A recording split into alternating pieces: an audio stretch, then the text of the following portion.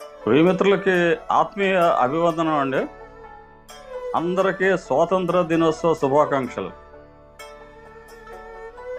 ఈ సందర్భంగా మీకు ముచ్చట చెప్తాను, ఆలకించండి దయచేసి. అదేంటంటే, ఎంతోమంది నిస్వార్థపరులు, దేశభక్తుల త్యాగఫలంతో మనకి స్వాతంత్రం వచ్చింది కదా. బ్రిటిష్ పాలనలో స్వేచ్ఛ లేక, స్వాతంత్రం లేక, వారి నిరంకుశత పాలనతో మగ్గిపోయిన మనం ఈరోజు స్వాతంత్ర వీరుల పుణ్యమాని స్వేచ్ఛా వాయువులు పీల్చగలుగుతున్నాం కదా.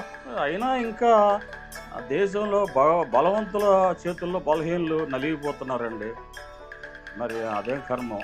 జీవితంలో కడుపు కట్టుకొని ఎంతో కష్టపడి ఏదో చిన్న చిన్న చితక జీవులు స్థలాలు కొనుక్కొని ఆస్తులు సంపాదించి చిన్న చిన్న ఆస్తులు, చిన్న చిన్న స్థలాలు కొనుక్కుంటే, ఇళ్ళ స్థలాలు అనుకోనివ్వండి, ఏదైనా అనుకోండి, దౌర్జన్యంగా కబ్జా చేసే కబంధుల గురించేనండి ఈ ముచ్చట.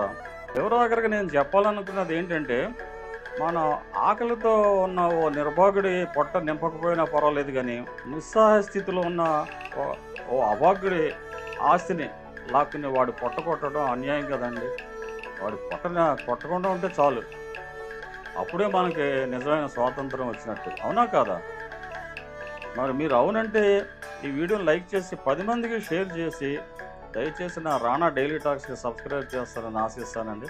మరో మంచి వీడియోతో ఇలాగే మళ్ళీ మిమ్మల్ని కలుస్తాను. అప్పటి వరకు సెలవు. నమస్తే అండి. సర్వే జన సుఖినో భవంతు.